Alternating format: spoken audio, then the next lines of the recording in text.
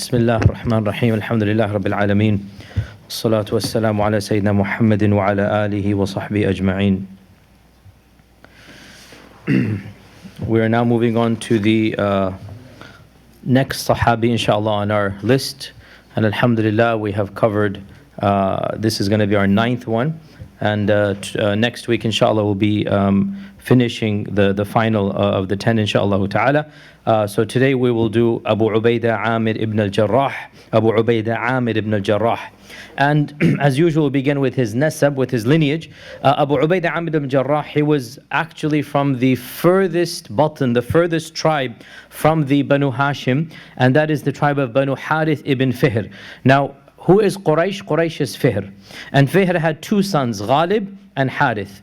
And the Prophet ﷺ is from Ghalib. And Abu Ubaidah Amer ibn Jarrah is from the other son, Harith. And so, essentially, Abu Ubaidah is the most distant relative possible from the tribe of Quraysh. He's still a Qurashi, and Quraysh, they go back 12 or 14 generations. The process in between the process and Quraysh is many, many generations. And Abu Ubaidah is the farthest possible relative within the tribe of Quraysh. And therefore his batan, his sub-tribe, the Banu Harith, is essentially the furthest tribe possible from the tribe of Banu Abdul Muttalib. Nonetheless, of course, he is still a Qurashi because he is of the descendants of Fihr, and Fihr is the founder of the Quraysh. Abu Ubaidah is, of course, his kunya. His name is Amer ibn Abdullah ibn al-Jarrah. Amer ibn Abdullah ibn al-Jarrah. And interestingly enough, he is never called Ibn Abdullah. He is called Abu Ubaidah ibn al-Jarrah. We skip over his father. So we say Abu Ubaidah. So Abu Ubaidah, his son is Ubaidah. Abu Ubaidah ibn al-Jarrah. We skip over his father because his father is Abdullah. So technically he should be Abu Ubaidah ibn Abdullah ibn Jarrah. But we skip over. Now why does this happen? This is done for one of two reasons amongst the Arabs. The first reason is when the grandfather is very famous. So we want to get prestige by ascribing to the grandfather. And so this is very common. In fact, in the incident of Hunayn, our Prophet ﷺ said, أَنَا ibn Abdul Muttalib, أَنَا النَّبِيُّ لَا كَذِبْ. I am the son of Abdul Muttalib.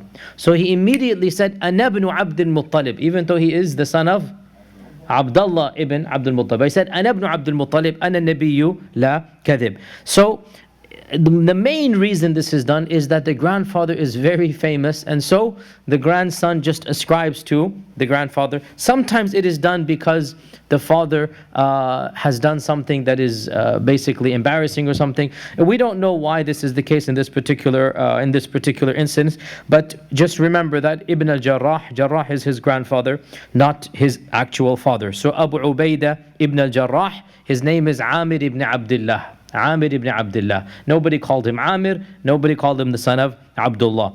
Now Abu Ubaidah, Amer ibn Abdullah ibn al-Jarrah, was of the first batch of converts who converted at the hand of the Prophet ﷺ. He was not of those who converted at the hand of Abu Bakr as-Siddiq.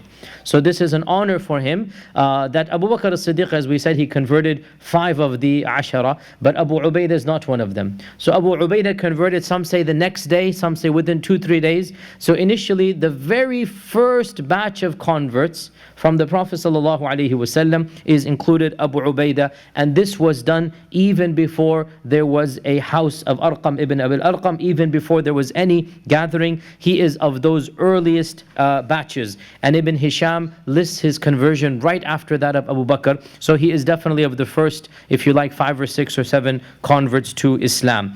Now we do not have, as far as I know, any narrations in the Meccan phase. But we do know that he migrated to Abyssinia. He migrated to Abyssinia with the second batch of migrants. Remember, Abyssinia had 2 migrations. He was of the second batch of migrants, and Al-Dhahabi said that even if he went, he did not stay for very long in Abyssinia. So he comes back to Mecca.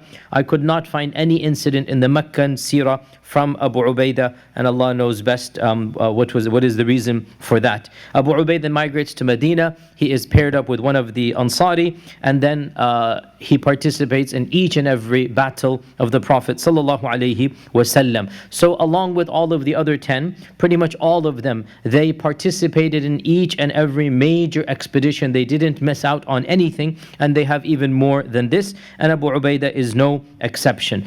One of the incidents narrated about him brings some controversy. And the controversy is, it sounds very bad initially, but then of course, when you understand it, it is not so bad. And then there's a third thing, is it authentic or not? So let me take a step back. What is the controversy? The Battle of Badr. The Battle of Badr, there's a very famous incident that has become mashhur, well known. And the fact of the matter is, we don't know is it true or not, but it is well known. What is it?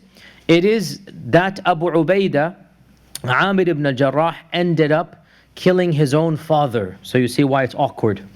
What is the story? It is mentioned in many modern books of seerah. Many modern books of seerah.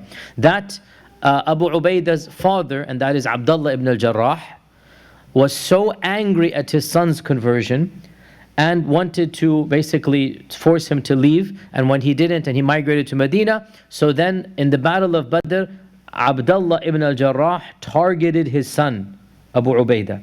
And he would march towards him, wanting to kill or harm him. And every time Abu Ubaidah would avoid. Abu Ubaidah would avoid. And he would go to another place and continue the fighting.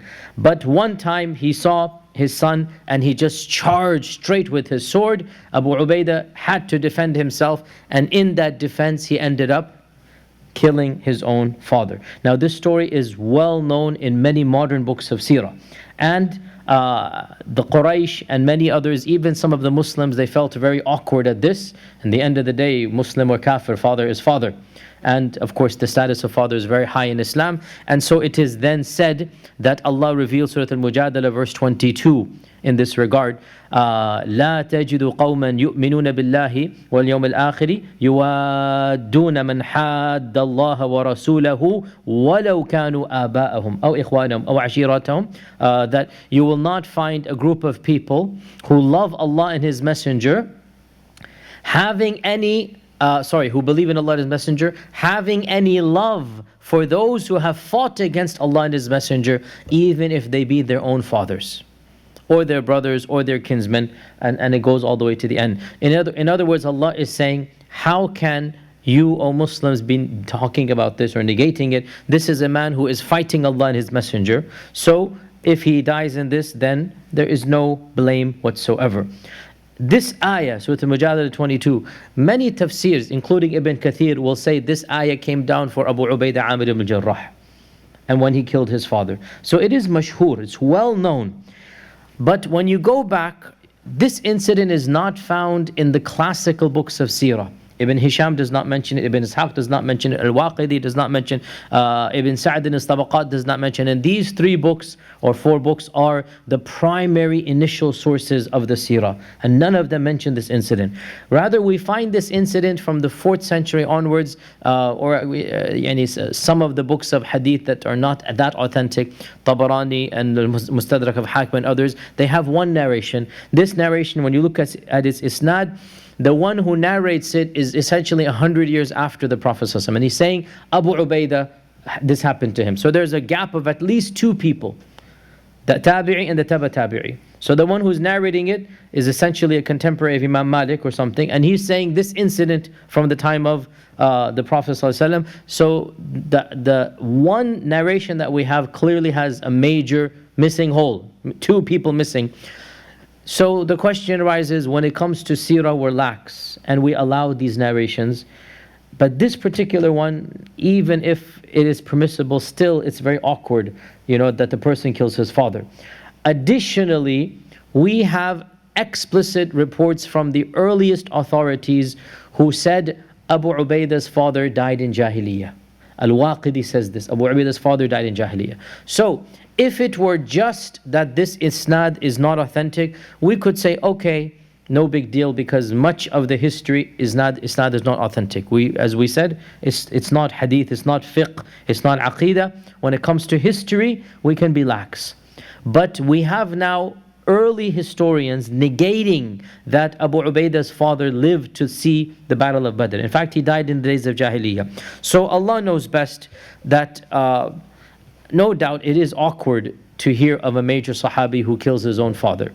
And even if the circumstances exonerate him, when it's such a gray area, we can say that we are not confirmed. This is not something that is known, and Allah knows best, but we do not have to affirm this story. Nonetheless, Ibn Kathir and others, they do affirm this story. And they say that this ayah came down because of Abu Ubaidah's killing of his father.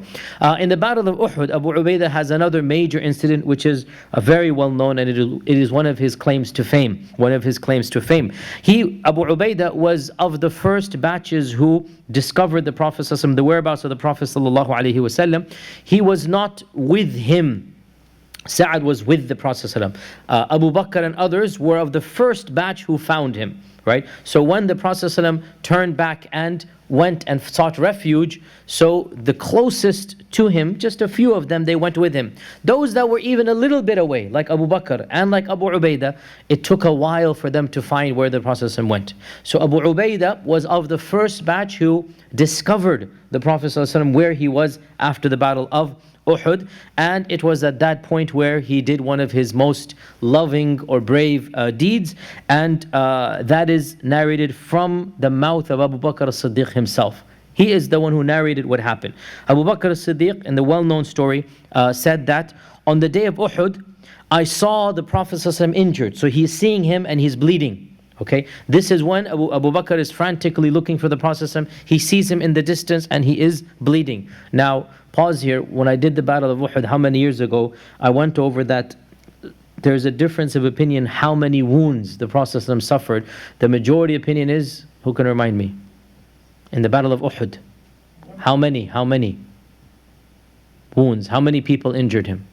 How many people injured him? Sallallahu Alaihi Wasallam. More than one. For sure, more than one. 3 is the common opinion. 3 is the common opinion. Okay, some say 2, and some say 3.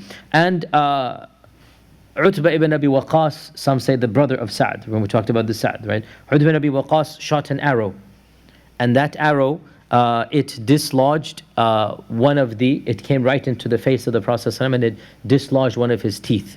Okay, so it hit, and what the armor or whatever went in, but it didn't lodge inside of his mouth. But it was so forceful that the tooth broke and it fell down. And Abdullah ibn Shihab, another person of the Quraysh, he delivered a blow to the forehead of the Prophet ﷺ, and the worst was Abdullah ibn Qami'ah. Ibn Qami'ah was the most khabith and the worst of them, Abdullah ibn Qami'ah. And he was the one who took a halaf or a vow that he would kill the Prophet ﷺ. And he rode up on his horse, he saw him in the distance, and he rode up and he managed to deliver a blow straight to the right jaw of the Prophet ﷺ, straight on with the sword, but he was wearing a helmet. And so what happened was the chains in the helmet broke open and they lodged into the jaw of the Prophet ﷺ. This was the most severe wound, okay? Where the chain of the helmet, and how was the helmets in those days? It was essentially rings. That's how the helmets was, right? It was lots of rings. That's how the Arabs had their chains. It wasn't like you see in medieval Europe, the full thing comes. They wouldn't do that. That was a European thing later on. For the Arabs, they would have those round circles one into each other, and then they would put that on to protect. So the circles broke, and it was so forceful it lodged into the jaw or the cheekbone, whatever you want to call this, of the Prophet ﷺ, and it was just stuck there like this. And Abu Bakr as-Siddiq is seeing him in the distance, and he rushes forward and he said, somebody overtook me and zoomed ahead of me. And I said, may it be Talha. But it turned out to be Abu Ubaidah. Okay, may it be Talha, it turned out to be Abu Ubaidah. And so Abu Ubaidah rushed forward before Abu Bakr as-Siddiq, and they both come to the Prophet ﷺ. They see him wounded in this manner, and Abu Ubaidah turns to Abu Bakr and he said, I ask you by Allah, let me be the one who take this out. Right? So he realizes Abu Bakr has seniority. So he has to ask permission. And this shows Abu Bakr was recognized as Sahibu Rasulillah Even on the battlefield, when he is bleeding, Abu Ubaidah has to get permission. I ask you by Allah, let me do this. Because he knew that if Abu Bakr wanted to do this, Abu Bakr had more haqq than he did. So Abu Bakr allowed him to do this, and so he took his own teeth, as we know, Abu Ubaidah, and he bit into one of there was two that was stuck in. He bit in and he took the pressure on himself so that the Prophet ﷺ would not feel or minimize the pressure, and he yanked back as hard as he could, and in the process he fell back, and one of the armors came out along with his foretooth here, the front tooth. Abu Ubaidah, his tooth fell out. Then he stood up again and he turned the other way, the left side, and he took the other one on and he pulled it back, and this caused the other tooth to fall out. So for the rest of Abu Ubaidah's life, he actually didn't have his two front teeth because of this incident of Uhud. For the rest of his life, he was without the two front teeth, because the front teeth are the most they're not the strongest, they're not like the molars. So when he bit on with all of his might, right, the tooth that fell off was the front tooth. So for the rest of his life, he was essentially not toothless, but the first two teeth were missing. Okay, this was an honor for him, a badge of honor for him for the battle of Uhud. The Prophet ﷺ also placed Abu Ubaidah in charge of numerous saraya or expeditions, and there's no point listing all of them, but Abu Ubaidah was the primary military commander before Khalid ibn al-Walid. And he is placed in charge of a number of expeditions before Khalid ever comes onto the scene. One of them, we've done this before when we did the seerah, was called Sariyatul Khabat. And Khabat is the dried leaves. And it's called Sariyatul Khabat because the Sahaba were so hungry they were forced to eat dried leaves. And they were almost dying, starving to death. That they had run out of food, and they were not able to catch the expedition that they were wanting to catch. So on the way back, they're almost starving to death, and they pass by close to the city of Yanbu' on the way back to Medina, and there they discover a massive whale, the likes of which they had never seen before, so large of a whale, and they were emaciated, they were starving to death, and so they camped there for 10 days or 2 weeks just eating the whale. They needed recuperation, right? After a whole month of almost starving to death, then they had to camp there and regain their strength. And in these 10 days or 2 weeks, Abu Ubaidah is the commander, and so they have nothing else to do. They need to recuperate. So a number of things are narrated. Abu Ubaidah had 10 of his men sit in the eye socket of the skull, and all 10 of them were sitting in the eye socket of the skull of the whale. So this is clearly one of those blue whales or something, massive whales. And he took one of the ribs of the whale and put it into the sand, and on his camel, and Abu Ubaidah will come to, is a very tall man, on his camel, he went underneath the rib and it didn't touch his forehead. So we're talking about at what, 15 feet, 14 feet, like a massive amount, even more than this, right? The camel would be at least, I would say, 11 feet, 10 feet. Add to that another 4, something, around 14, 15 feet was a minimum. So this entire thing, Abu Ubaidah is walking underneath. So we can see he also, mashallah, has a side of playfulness as well, mashallah, right? Because who else is going to be doing this? So he is doing this as well in this meantime. Of course, by the way, FYI, so then when they went back to Medina, then they told the Prophet what happened, and they said, is it okay, our eating from the whale? And our Prophet said, do you have any meat left? And so they gave him some of the meat and he ate from it. And as far as I know, this is the only time that our Prophet had seafood, because otherwise where would he have any seafood? But this shows that seafood is halal. It also shows that whale, despite being a mammal, constitutes seafood for us. The Sharia does not care how the animal breeds. The Sharia cares where it lives. So whales, porpoises, dolphins, whatnot are considered seafood, even if they are mammals from a scientific or a genus perspective. In any case, so this is Abu Ubaidah's story when it comes to that incident. Abu Ubaidah also was in charge of another incident, which we're not interested in the details of what happened as much as one particular line in Ibn Ishaq that demonstrates how great of a personality Abu Ubaidah was. It is narrated that the Prophet ﷺ sent Amer ibn al-As, and Amer ibn al-As had just accepted Islam. Remind me, when did he accept Islam? Everybody should know by now. We've done this 10 times. When did Amer ibn al-As accept Islam? Just before the conquest of Mecca. Just before the conquest of Mecca, right? He is of the last batch. With Khalid and Amer ibn al-As, he is of the last batch. And the Prophet ﷺ sent Amer ibn al-As to invade a particular tribe. And Amr, when he got to the tribe, he kind of panicked. He said, it's too large, I need reinforcements. And so he sent a message to the Prophet ﷺ, send me more people. So the Prophet ﷺ sent Abu Ubaidah with another group. And he said to Abu Ubaidah that let not the two of you differ. You and Amr should be on the same wavelength. From this, Abu Ubaidah understood that he was not being placed in charge of Amr, but neither was Amr in charge of him. These are two independent units and they have to coordinate the attack because of the phrasing, let not the two of you differ.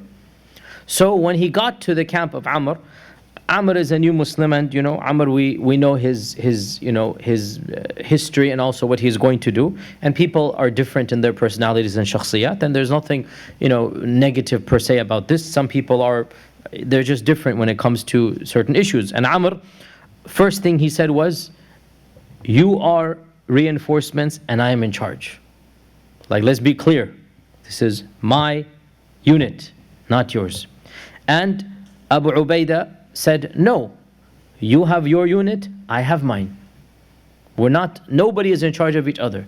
You have your unit, I have mine. And Amr insisted, no, antum madad, you are the secondary madad, you are the help.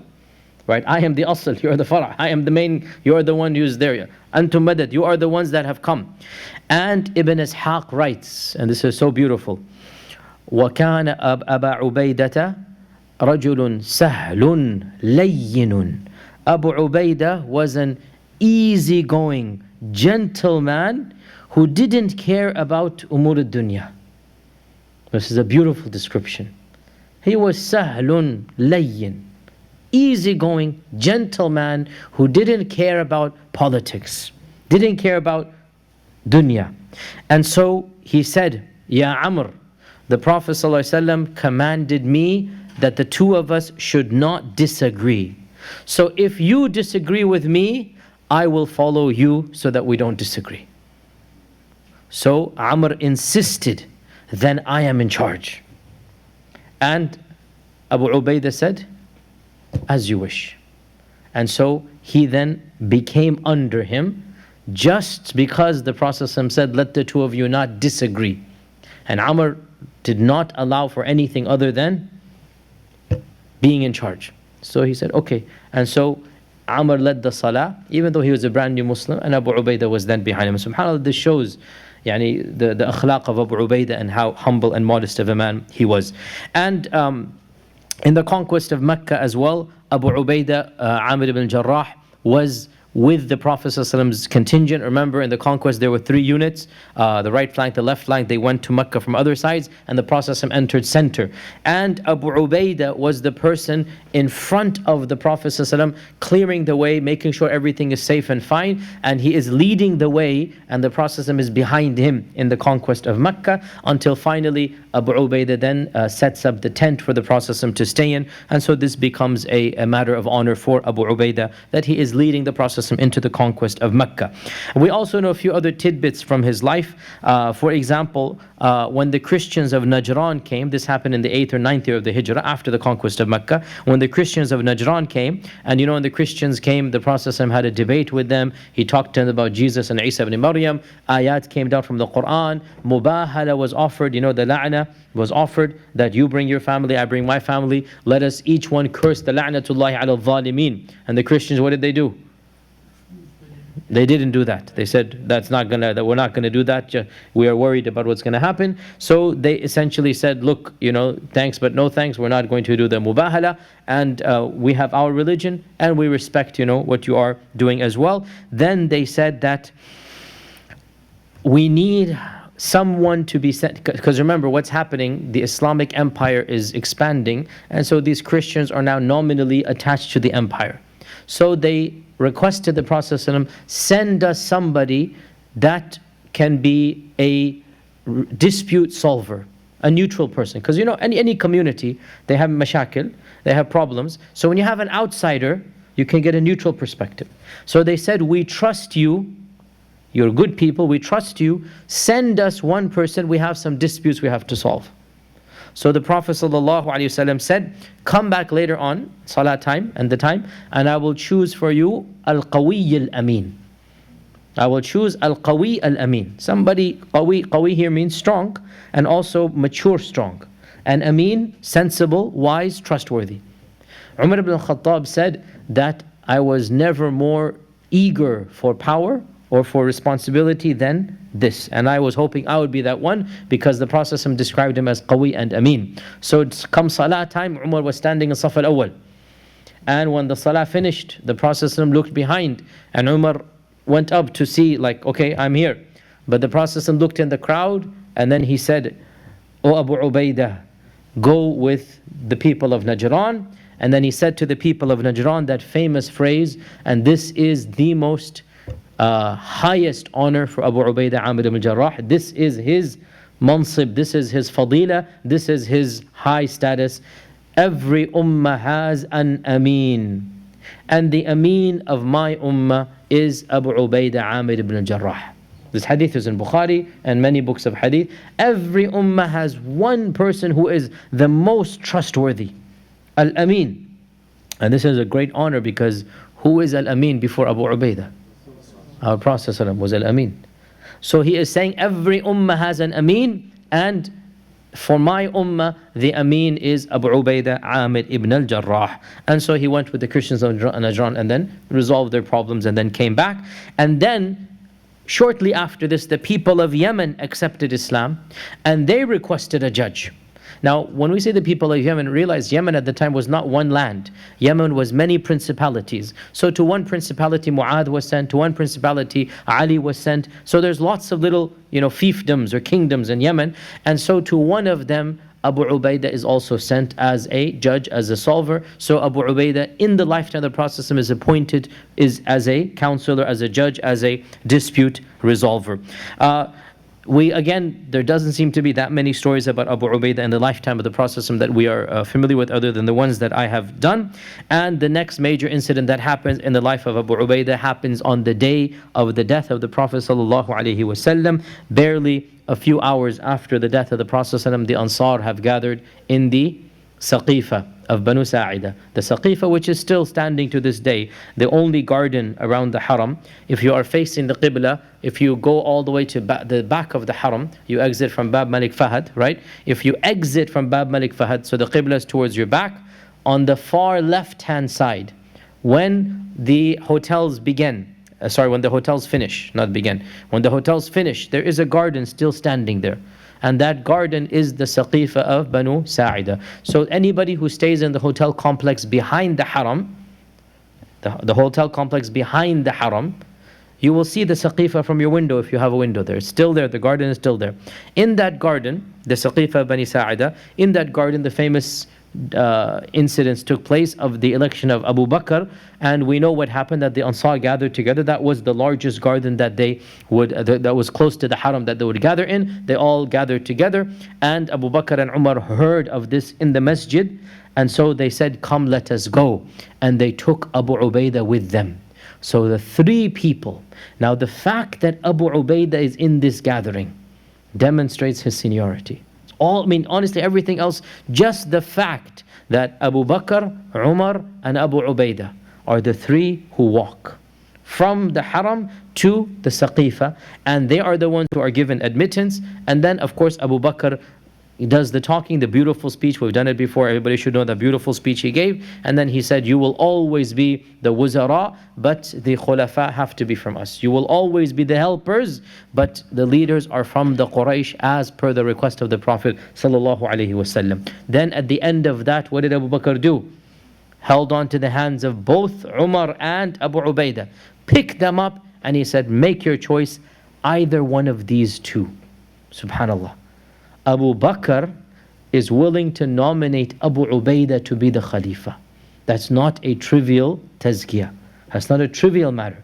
Abu Bakr is nominating Umar or Abu Ubaidah. One of these two men, I'm willing to be, that you give bay'ah to him. But then of course Umar then put his hand down and said, rather you will be the Khalifa. And then Abu Ubaidah also gave the bay'ah to him, and then the Ansar followed. So the fact again that this is happening demonstrates the status of Abu Ubaidah Amer ibn Jarrah. Now, after this begins really what Abu Ubaidah is famous for. When we think of Abu Ubaidah, the main thing we think of is the hadith of the Prophet, you are the Ameen of this ummah, and then what happened in the Khilafah of Abu Bakr and Umar, because Abu Ubaidah was the primary person who is responsible for the conquest of Syria. Abu Ubaidah's name is associated with the conquest of Bilad al-Sham. Right? And him and Khalid ibn Walid together, they are the two main heroes of Bilad al-Sham, and one after another. So as soon as the wars of Ridda are winding down, they're not yet over, Abu Bakr's eyes were already on the prize, and that's Jerusalem. Abu Bakr had always wanted to conquer Jerusalem. And so even when the wars of Ridda are going on, Khalid ibn al-Walid is taking care of Yamama. He's taking care of Al-Aswad al-Ansi and all of these weirdos, the false prophet Sajjah. He's taking care of them. Still that is going on. And Abu Bakr chooses Abu Ubaidah to lead the first battalion to attack the Byzantine Empire.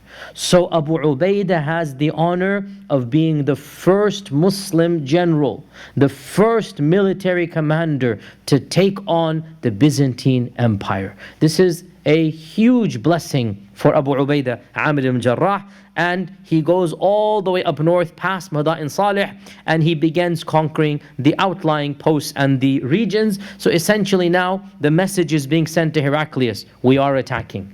And to conquer the small towns is big enough of a deal. Of course, the big battle is going to happen very soon. He makes his way slowly but surely to 50 kilometers outside of Damascus, and the first large contingent or Byzantine force comes, and that is when Abu Ubaidah sends back that, okay, now is the time. We need now part two. We need the reinforcements, okay? We've done our duty, that we got the attention of the big guys.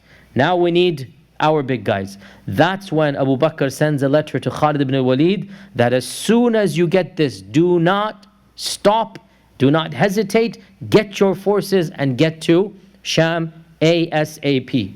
And Khalid ibn Walid then immediately rushes up to Sham, to Damascus, to the outside of Damascus, and there under the command of Khalid ibn Walid. So Abu Bakr essentially appoints Khalid now to take over from Abu Ubaidah, and Khalid is very gentle with Abu Ubaidah, and he goes, you are Sahib al-Fadl, you are the person who has seniority, and I haven't any desire for this, but Amir al-Mu'mineen has assigned this to me. And so Abu Ubaidah is Abu Ubaidah, he's not interested in power, so he willingly steps down, and the two of them then concentrate on the first large city. Abu Ubaidah has conquered regions here and there, but nothing that major, because Abu Bakr didn't give him that amount to do anything significant. And the first large city is Basra, not Basra, but Basra, right?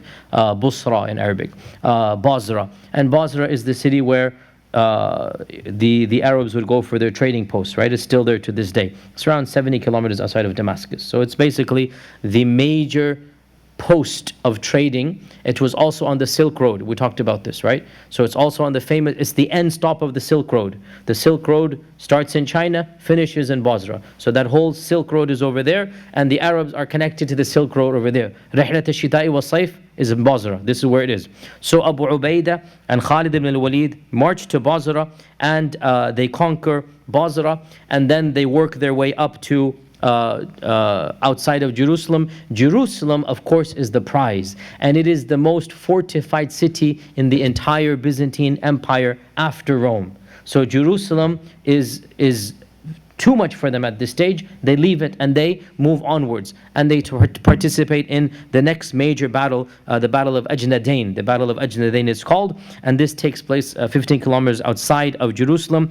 And the Battle of Ajnadain was the first major battle with the direct forces of Heraclius. So Heraclius is now sending the big troops, call them the Marines, whatever. He's sending the real the big guys. And this is in Ajnadain. And in Ajnadain, Khalid ibn Walid and Abu Ubaidah win over the Byzantine Empire, the Byzantine forces, and they continue marching onwards until they get to Damascus, and they lay siege to the city of Damascus. And there is a bit of a controversy who conquered Damascus, because Khalid was on one side, Abu Ubaidah was on the other side, and there was a long siege. And to make a long story short, both of them broke the siege. Both of them managed to have access to the city. So there's a bit of a controversy who was the main conqueror. In the end of the day, they both conquered Damascus. So the city of Damascus, Abu Ubaidah had a primary part in the conquering of the city of Damascus. And it was at this point in time that Abu Bakr passes away and Umar takes charge. And one of the first acts of Umar, as we all know, when it came to Bilad al-Sham, was to put Abu Ubaidah back into place. Umar did not want Khalid ibn al-Walid to be in charge. Now, there's a lot of opinions why that is the case. And one opinion says that because of superstition, but frankly, there is a more clear opinion, but it is awkward for the people to hear this, so no point to go into too much detail. But let's just say that Umar ibn Khattab felt that Khalid is not the best military general, the most senior ranking of the Sahaba, which is true. So Umar was more interested in senior ranking of the Sahaba. And Khalid ibn Walid is a recent convert compared to Abu Ubaidah. There is really no comparison in terms of seniority of the Sahaba. So we as Muslims need to understand, we respect all of the Sahaba, but the Sahaba amongst themselves are darajat. They're not all the same. And Khalid ibn al-Walid cannot compare at all with the Badriyun, with the early Muhajirs, right? With the earliest converts. There is a 20-year gap between the conversions, and those 20 years, what has happened in those 20 years, right? So from Umar's perspective, Khalid, and of course, when Khalid accepted Islam, radiallahu anhu, certain things happened in his reign and in his battles and whatnot that Umar disagreed with about his, what he, how his tactics were and whatnot. And he is a new Muslim. We mentioned some of them in passing. And so essentially, Umar just did not want Khalid to be in charge. So who does he appoint in charge? Abu Ubaidah Amer ibn Jarrah. And again, this shows us the status of Amer ibn Jarrah, the status of Amer ibn Jarrah, that he puts Amer ibn Jarrah in charge of the entire military expedition to conquer Bilad al-Sham. And they continue to move on in Bilad al-Sham, and they conquer essentially, the country of Syria and Lebanon and Palestine in our times. They conquer the city of Heliopolis, which is Ba'labak. They conquer the city of Emesa, which is Hims. They conquer the city, basically all of these major cities in the Syrian coastline, one after the other. And this is Abu Ubaidah is the military commander, and Khalid is his right-hand man. And the both of them are cooperating together. And Heraclius is getting more and more furious that all of his Syrian cities are falling like dominoes. And so Heraclius decides to throw the largest army he can possibly throw against them. And news reaches the Muslims that Heraclius is sending one of the largest armies that he has ever sent, perhaps rivaling what he sends against the Persians. Now he's going to turn his effort against the Muslims. Khalid suggests to Abu Ubaidah, forget all of the other cities, let's gather together in one big plain now. We need to gather all of the Muslims to take on this big battle. And Abu Ubaidah agrees. And what was that big battle that's going to take place now? Yarmouk. Okay, this is the mother of all battles. Yarmouk. What will make us understand the significance of Yarmouk? It is true to say that if you look at all of the battles of the history of Islam after the era of the Prophet, that's a separate hukum, Yarmouk really is the most important. Even more than the conquest of Bilad al-Furs and the Sassanid Empire. Yarmouk, Qadisiyah. And Yarmouk and Qadisiyah are the two most important, right? Yarmouk and Qadisiyah. But between the two, Yarmouk is more important. How can it not be when you're conquering Jerusalem eventually? When Yarmouk is opening up the entire Byzantine Empire, the right half of it. All of this is opening up from Yarmouk. Now, Qadisiyya is of course very important. We talked about that with Sa'd ibn Abi Waqqas and others, there's no question. But still, Yarmouk is Yarmouk. And Yarmouk is taking on the Roman Empire. And you have Heraclius' brother and Heraclius' right-hand men. And you have the forces of the Roman Empire basically on the one side. And you have Abu Ubaidah on the other side. And Abu Ubaidah was the overall leader in the Battle of Yarmouk. But Abu Ubaidah, subhanAllah, look at his modesty and humility. Abu Ubaidah essentially appoints Khalid ibn al-Walid as the military commander. Like, even though he's in charge, technically, but Abu Ubaidah realizes Khalid is the military genius better than me. So he designates Khalid to be the general of the battle, even though technically Abu Ubaidah is the main person in charge. And of course, we talked about Yarmouk, and it is well known, and Yarmouk is something that all of us should be at least vaguely familiar with. It lasted 6 full days, the Battle of Yarmouk, and eventually the Muslims won a miraculous victory. And again, I've said this many times. I mean, wallahi, there's no question, no matter how rational or scientific our minds want to be, Yarmouk and Qadisiyya cannot be explained on the basis of logic and reason. It is impossible that a group of ill-equipped, poorly trained Arabs from the desert, and I don't mean this in a derogatory sense, but it is a fact, can take on the superpowers of their times, essentially simultaneously, and win over both of them, not even having the military equipment or even the food and drink that the other side has. They're the ones traveling from 1,000 or 700 miles away. They're the ones in foreign lands. They're the ones. It is impossible to explain. Fewer in number, less equipped, less trained. The terrain is not their terrain. And subhanallah, both of these conquests take place, and the Muslims won a resounding victory at a heavy cost. People died, but they won, and they won a massive victory. And Heraclius, Yarmouk essentially was it. The Romans could not muster an army the size of Yarmouk to fight the Muslims after that in the immediate vicinity. And then things happened in their own empire, which essentially they had to concede the loss of Bilad al-Sham to the Muslims. So after the Battle of Yarmouk, the massive victory, then Abu Ubaidah and Khalid, they both decided. And here's where, again, subhanAllah, Abu Ubaidah is technically in charge, but he is such an easygoing man, he's such a lenient man, that most of us assume Khalid is the driving force, and there's an element of truth, because he was the military strategist, there's no question. Abu Ubaidah was a fighter, nobody's denying that. But in terms of strategy, Khalid was Khalid. And you couldn't compete with Khalid when it comes to strategy. So Abu Ubaidah is still in charge technically, but it is Khalid with the impetus, with the ideas and whatnot. So the both of them then decide to turn back and make their way back to Jerusalem, because Jerusalem was a fortified city. Jerusalem was the prize, and it was the most fortified city of that time in the entire region. So they come back and they march back to Jerusalem, and of course that is when the famous siege begins of Jerusalem. And the siege lasts for 1 month, 2 months, 3 months, 4 months, and the people in Jerusalem are desperate for madad, for help from Heraclius. And Heraclius can do nothing because of the Battle of Yarmouk. His forces have been completely destroyed. His brother has been killed. Heraclius does not have that type of army to help the people of Jerusalem. And so after 4 months, the people of Jerusalem decide, you know what? Let's cave in, we agree to surrender. So Jerusalem surrendered. Remember this, right? It wasn't fought because the fortress was simply too powerful to fight. So it surrendered, but what was the condition?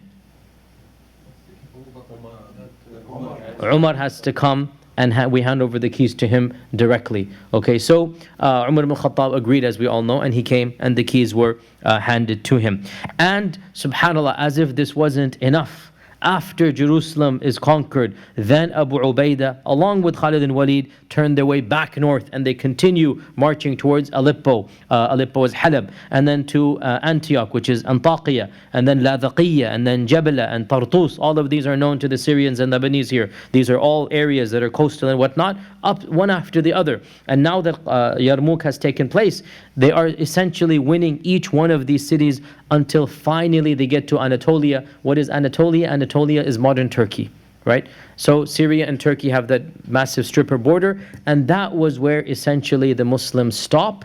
And for the next 1,200 years, that was the battle line between Christendom and Islam, right? Then the Ottomans came, and the Ottomans took over Anatolia and Turkey and Istanbul, Constantinople. That would happen in 1450 CE. That would happen so many years later, 700-800 years after. For now, of course, the Muslims essentially stopped over there, and they did not go on to Anatolia. Why did they not go on to Anatolia? Many reasons. Primarily, two things happened. Well, firstly, of course, it is the logical, rational understanding. The troops can only do so much. After having gone forth all of this, they cannot continue onwards. But then two things happened that stopped them. And they both happened a few months from one another. The first of them was the famine of the Hijaz, which killed many people, and crops and children died, and people died. There was a massive famine, lack of rain. And so the entire Hijaz is having a calamity, and when the Hijaz is having a calamity, then everybody in the Islamic Republic has to essentially help them.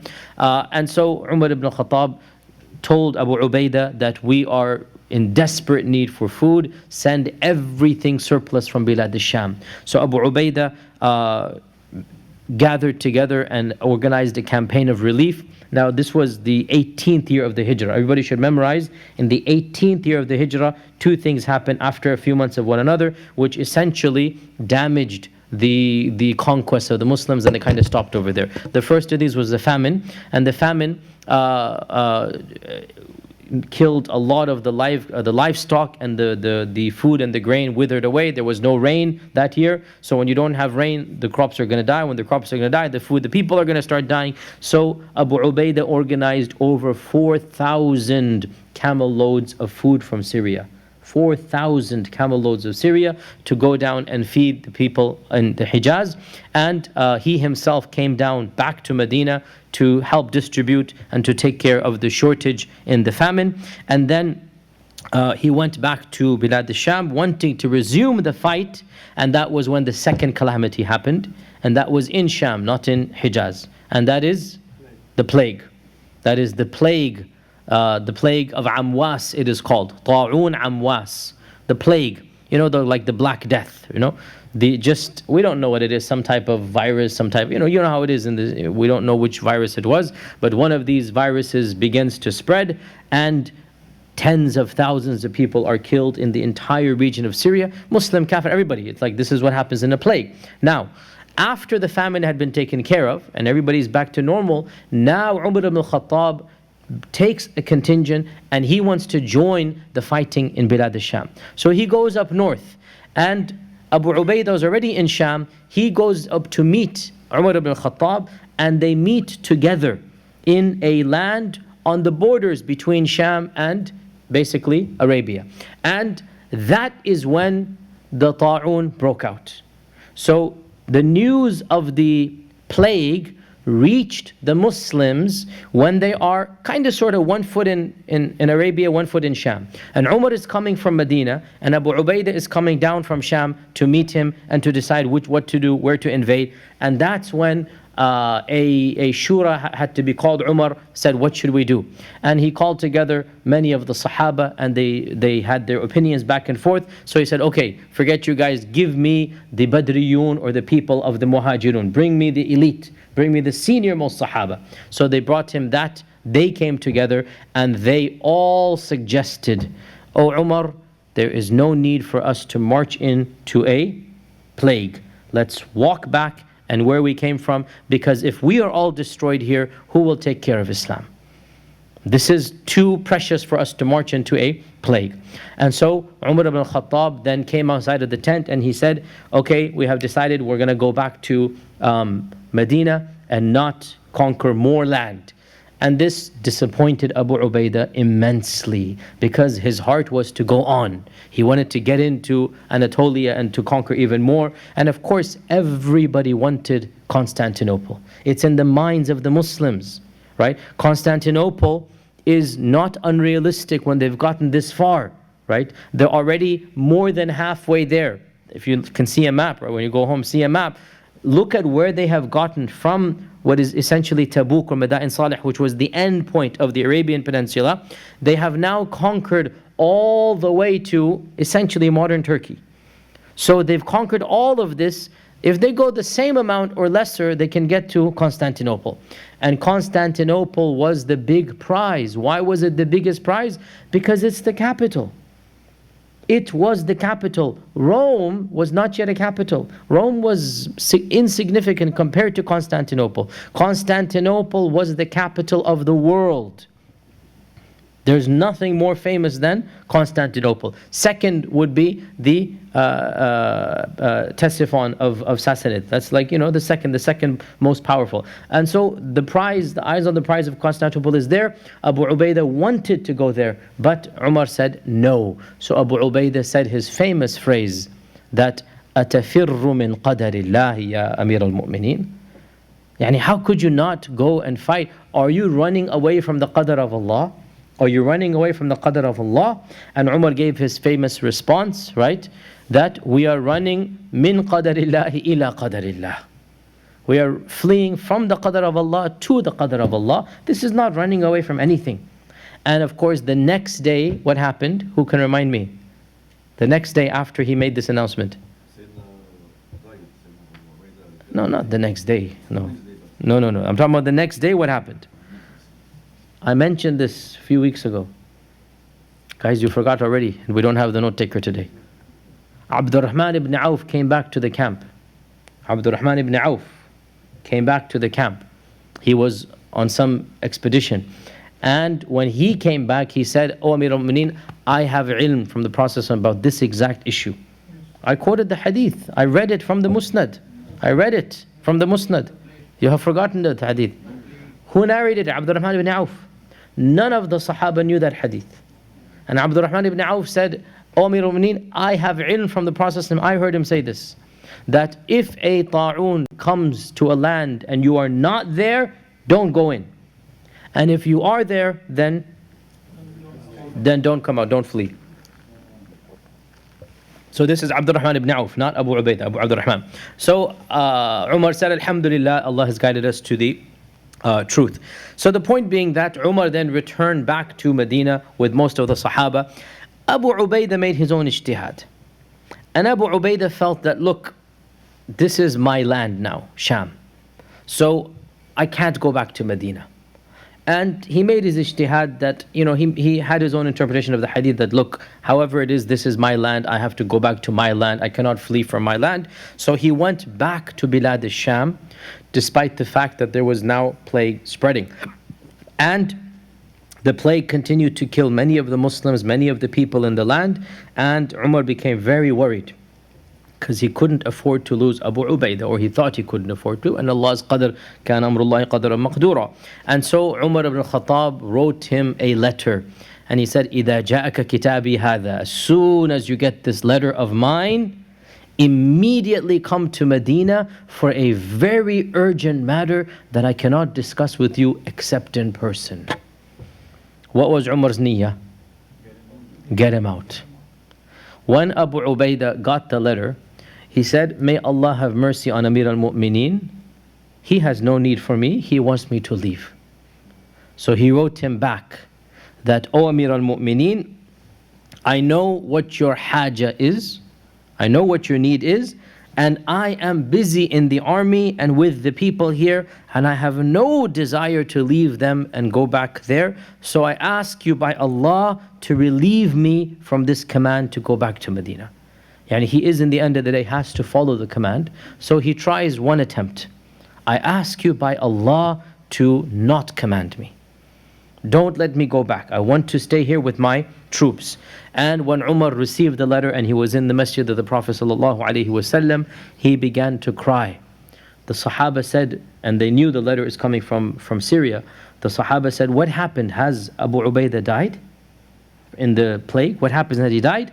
And Umar said, no, but he will soon. No, but he is about to.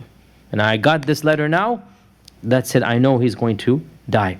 And it was shortly after this that indeed Abu Ubaidah Amer ibn Jarrah, he fell sick and he became the most famous shaheed of the Ta'un of Amwas. The most famous shaheed, because he is shaheed. Why is he shaheed? Plague. And in fact, he is one of the narrators of the hadith of the shahada. He is one of the narrators of the hadith of what constitutes a shaheed. And he died as a shaheed in the plague. And he himself is the one who narrated that, the Prophet said that whoever dies of this, of his batn, he's a shaheed. Whoever dies of gharaq, whoever dies of fire is a shaheed. And whoever dies because of a plague is a shaheed. And he died of this plague. During his last days, he fell sick. The symptoms of the plague began. And the plague is a very, very terrible, tragedy. And alhamdulillah, Allah has protected our era by and large from these vaccinations. And so we don't really, we are not intimately familiar with the plagues. But the plague was a terror, an aspect of terror for almost all generations before us. Everybody knew the plague. And it was something that they were terrified of, because in a village, you could literally have 80% of the people just killed. So of what use is life after that, when your family, your friends have all died, right? In a village, and you wouldn't know who. In a household, 3 people die, 1 person lives. You don't know why. Still to this day, medical science doesn't know who has that, fully and whatnot, the vaccination or the, the immunization, whatever. And so the plague was a terror for every generation. And so Abu Ubaidah, and one of the problems of the plague as well is, once you get the symptoms, you know you're gone. And you have a day or two. And this is all plagues. Once the symptoms begin, khalas, now that's it. You are caught, and now the cycle is inevitable. And so Abu Ubaidah caught the virus, whatever it was, and death is now upon him. And he then gave some famous pieces of advice and khutbahs in his last day or two.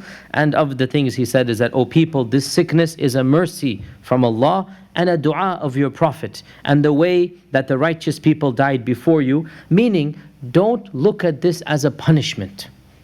For the righteous people, this is a mercy and a kafara of the sins. So he's cheering the people up. And he goes, and I pray that Allah gives me a share as well. He's about to die a shaheed.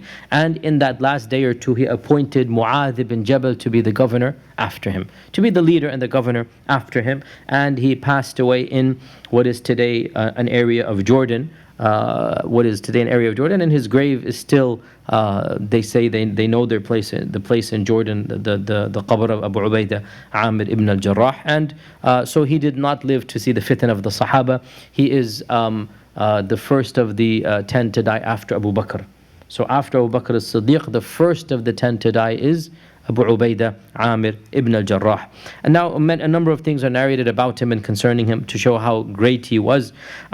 Of the things narrated is that one day, perhaps shortly after his death, we don't know the date of this incident, Umar ibn Khattab is sitting with his advisors in Medina, and he says to them, make a wish, tamanni. What is your tamanni? So each one of them has a wish, and they then say what their wish is. Then when it gets to Umar's turn, they ask him, what is your umniya? So he says, my umniya, my wish, I wish I had a room full, like you all over here, the likes of Abu Ubaidah Amer ibn Jarrah. This is my wish. That I wish I had a room full of Abu Ubaidahs. And subhanAllah, this shows the importance of quality over quantity. What he would want as the Amir al-Mu'mineen is a room full of people as trustworthy and as righteous as Abu Ubaidah Amer ibn Jarrah.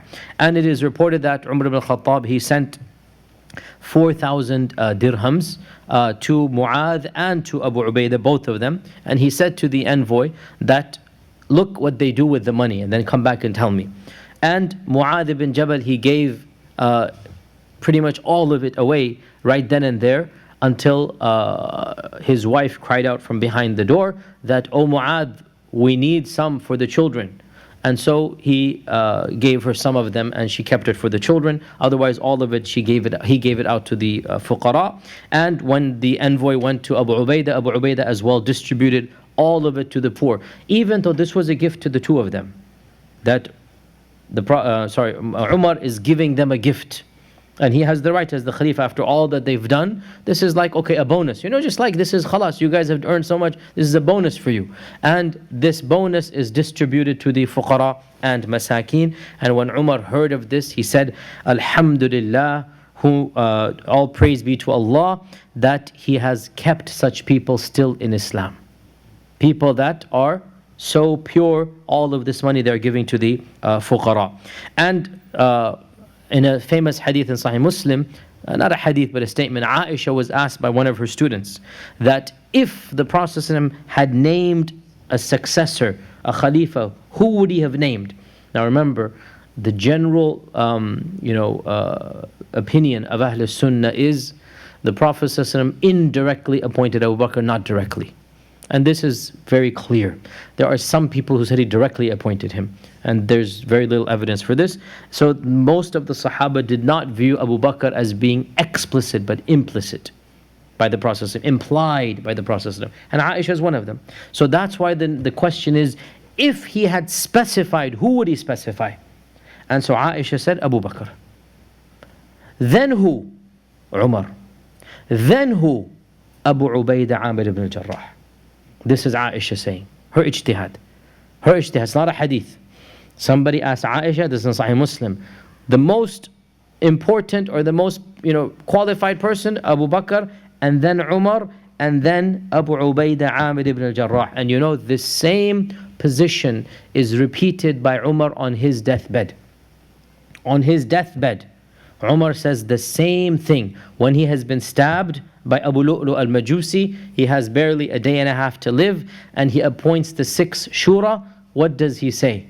He says, لو كان أبو عبيدة عامر ibn Jarrah حيا. If Abu Ubaidah were alive right now, لَاسْتَخْلَفْتُهُ. I would have appointed him as my Khalifa, and I would not have appointed the whole shura to decide. And if Allah had asked me, how could I appoint Abu Ubaidah? I would have said, I appointed the one whom the Prophet ﷺ said is the Ameen of this ummah. So think about this. Wallahi, look at how high of a status Abu Ubaidah has. Who are these 6 people? Yet Umar is saying, if I had Abu Ubaidah, I wouldn't appoint these 6. This shows us the status of Abu Ubaidah Amer ibn Jarrah from the day of Abu Bakr Bani Saqifa, right? Umar and Abu Ubaidah. Aisha saying Umar and Abu Ubaidah. And Umar himself is saying, if I just had Abu Ubaidah, I wouldn't appoint the shura, and Abu Ubaidah would have been the next Khalifa, and I would have answered Allah Azza wa Jal that I know who I'm appointing because he is the Ameen of this ummah. And he lived a very, very simple life. Out of all of the 10, he had of the most simple life. It is narrated that when Umar ibn Khattab came to Jerusalem to accept the surrender and whatnot, he was met by Khalid ibn Walid and by Yazid ibn Abi Sufyan. This is the uncle of Yazid, Hussein Yazid. This is the uncle, Yazid ibn Abi Sufyan, not Yazid ibn Muawiyah, right? Muawiyah's older brother Yazid. And Yazid is going to die soon after this as well. So Yazid was also the governor. He was the first governor of Syria. Then he dies. Then Muawiyah becomes the governor of Syria. So Yazid was the first governor. So he is met by Khalid and Yazid and others. And when Umar got off of the camel and he sees Khalid and Yazid, the first thing that he does, he picks up sand and he throws it at them. And he says, it has barely been a year since you left Medina, and you have already taken the luxuries of the Romans? Means in a year, they are now dressed, and the clothing and the markab and all that they would have had. Now, subhanAllah, this is just 1 year. what's going to happen by the time of Uthman and then Ali and then the Umayyads. Subhanallah, things are going to change so dramatically. And this is just the very, very, very beginning. And Umar is irritated. Look at you. You have left it, because remember, what was Umar dressed in? Remember the famous story, you all know. He was dressed the same that he was when the Prophet was alive. The same patches, the same everything. Hasn't changed anything.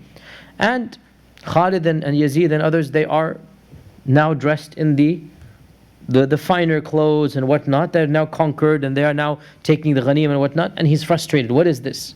And he visits number of Sahaba, and then he visits Abu Ubaidah Amer ibn Jarrah in his house.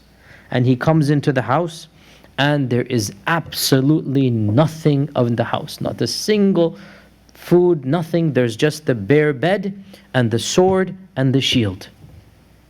And he says to Abu Ubaidah, how are you living? Can't you get some more stuff for you? So he's critical of Khalid and others for their high-scale living. Now he's wondering, ta'ajjub, Umar, yata'ajjab, he's wondering about how is Abu Ubaidah living.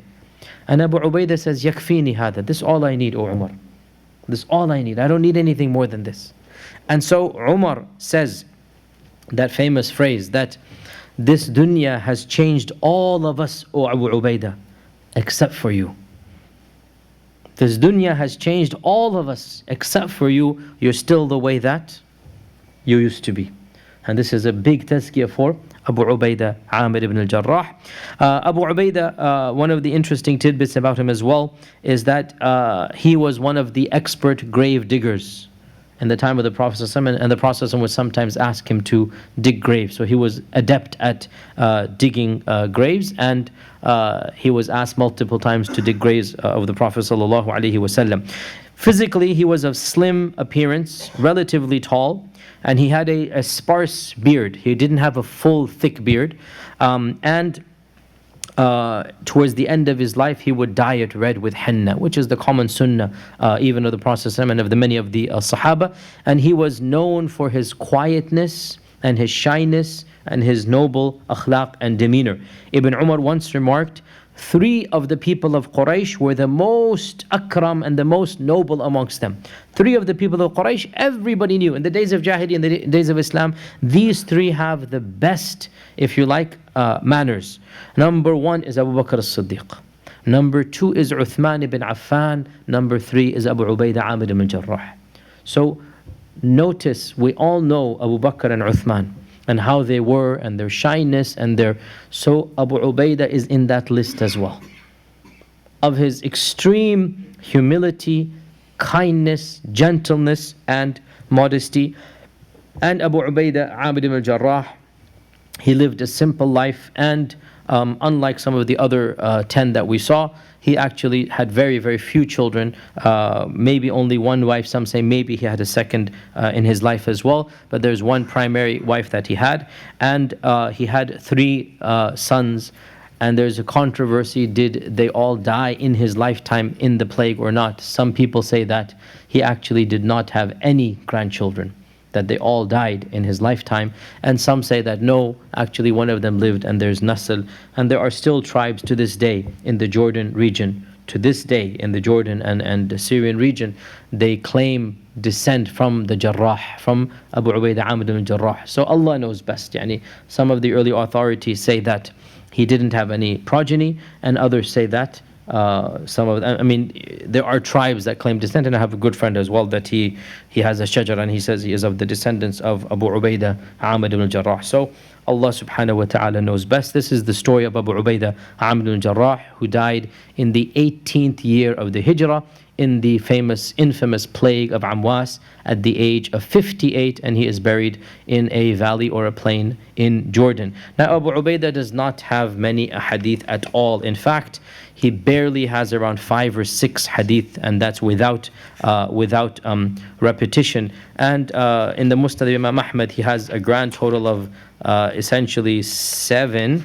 but these are with repetition, or 8, sorry, with repetition. So really, without repetition, it's barely 5, and I'll just mention 1 or 2 of them, and then inshallah we will call it a day for Abu Ubaidah. So of the ahadith that Abu Ubaidah narrates, that Abu Ubaidah said that the last thing that the Prophet ﷺ ever said before he died was أخرجوا اليهود أخرجوا يهود أهل الحجاز وأهل نجران من جزيرة العرب, that expel the Yahud from the Hijaz and the Ahli Najran from the Jazirat al-Arab. So the Prophet did not want 2 religions in the Arabian Peninsula. He wanted only Islam. When he passed away, remember, there were groups of Yahud and Nasara in Jazirat al-Arab. They were still there.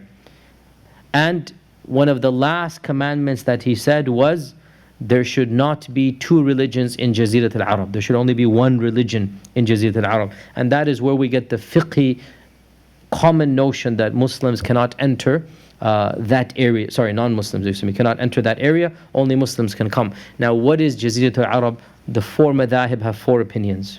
What is Jazirat al-Arab?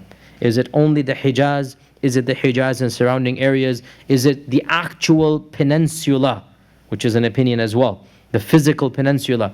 But most people think it is Jazirat al-Arab. Here it means Central Arabia, which is essentially Mecca and Medina, and the modern government of the Kingdom of Saudi Arabia. That's the position that they follow, which is why they say when you're going to Mecca and Medina, Muslims this way, non-Muslims that way. So they interpret Jazirat al-Arab, and this is a classical opinion, as essentially being that central area of the Hijaz, that is Mecca and Medina.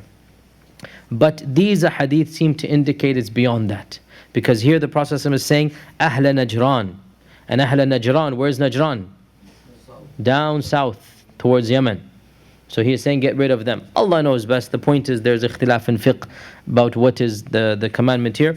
And the hadith also says, the Prophet is saying, the worst of all mankind are those who took the qubur of their anbiya as masajid, who took the qabr of their Nabi as a masjid, and he did not want them to do that. The next hadith that we'll do, all of these are repeated, the same thing. The next hadith that we'll do, that one of the people who witnessed the ta'un of Amwas, he said that when Abu Ubaidah was sick with fever, he stood up and he gave a khutbah. He gave a khutbah. So this is one of the last things that he said, and it is narrated in Muslim Imam Ahmad. And this is what I also narrated in my lecture here. أيها الناس إن هذا الوجع رحمة ربكم ودعوة نبيكم وموت الصالحين قبلكم. That this pain and suffering and this waja', or this plague that is taking place, it is a rahmah from your Lord, a dua from your Prophet, and the way that righteous people died. And Abu Ubaidah is asking Allah to give him a share of what is happening. And so he passed away and he died, and he appointed Mu'adh ibn Jabal in his deathbed to be the Khalifa after him. So this is the Muslim Imam Ahmad hadith telling us of the death of Abu Ubaidah Amer ibn Jarrah. And essentially that is, and also the hadith of that the Salasil is mentioned about what happened with him and Amer ibn As, and I already mentioned that. So inshallah with that we are basically done. These are the only hadith of Abu Ubaidah, that's it, basically 2 or 3, without repetition 4 maybe. And with that inshallah we come to the end of Abu Ubaidah. Sa'id ibn Zayd is the final of the 10.